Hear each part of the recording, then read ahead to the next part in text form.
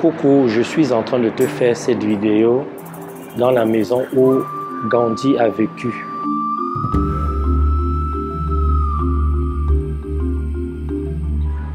Là, je suis devant la photo du dernier voyage de Gandhi sur cette terre.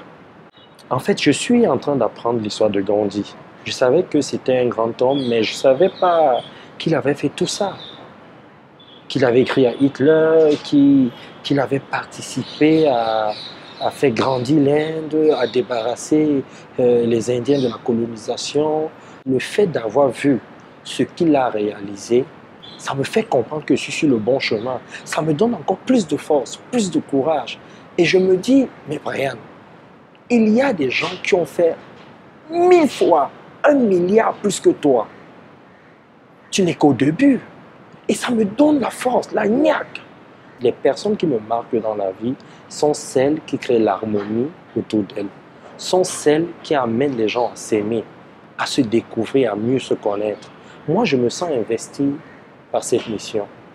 Tu sais, quand je me suis perdu dans la forêt équatoriale africaine, j'ai signé un contrat avec moi-même. Je me rappelle encore comme si c'était hier.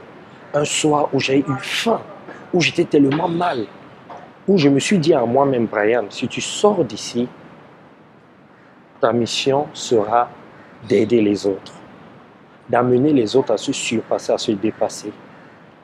Ce qui me touche chez Gandhi, c'est sa simplicité. Le mec, il pouvait tout avoir. Les gens étaient à ses pieds, mais ce n'est pas ça qui était le plus important pour lui. Il s'est donné les moyens d'être au même niveau que tout le monde. Mais c'est puissant, ça, c'est fort. Et tous les maîtres ont toujours eu cette habitude-là.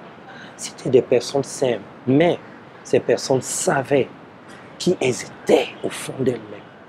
Et c'est ce qui me marque chez Gandhi. Il était vraiment simple et ouvert à tout le monde. Mais j'ai vu quelques photos là tout à l'heure. Il prenait aussi le temps de se poser pour être en phase avec lui-même. Parce que ce n'est pas facile. La preuve, il a été tué. Il savait que son combat n'était pas accepté par tout le monde. Mais il se sentait investi par cette mission.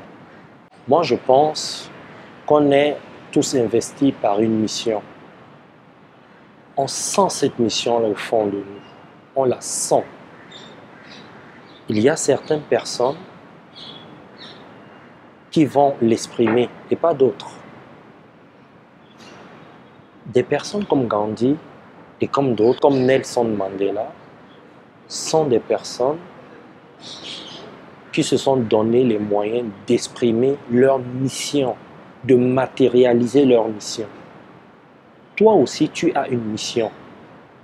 Il suffit d'écouter ton cœur, d'écouter ce qui est au plus profond de toi pour la connaître et pour l'exprimer. Le combat de Gandhi n'a pas été facile, comme le combat de beaucoup d'entre nous, comme ton propre combat. Et chacun vit un combat qui n'est pas facile. Et il faut se donner les moyens. Et Gandhi s'est donné les moyens d'exprimer sa mission. Donc, le plus difficile, c'est de trouver sa mission. J'ai trouvé la mienne. Et c'est ça que je fais. Je donne des conseils aux gens. J'aide des gens autour de moi, que ce soit sur le plan personnel comme professionnel.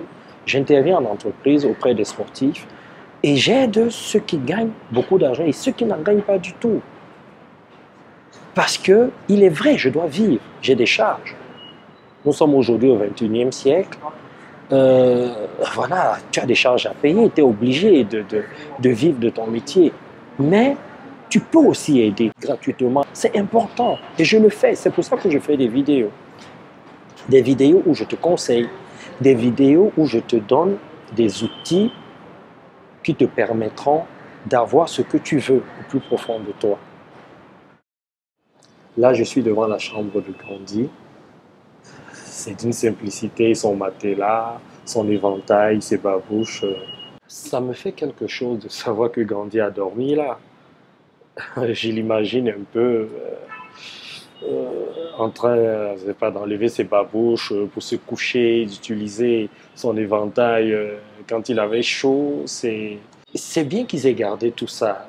Et c'est ça l'histoire, c'est ça l'histoire, c'est de voir toutes ces choses-là.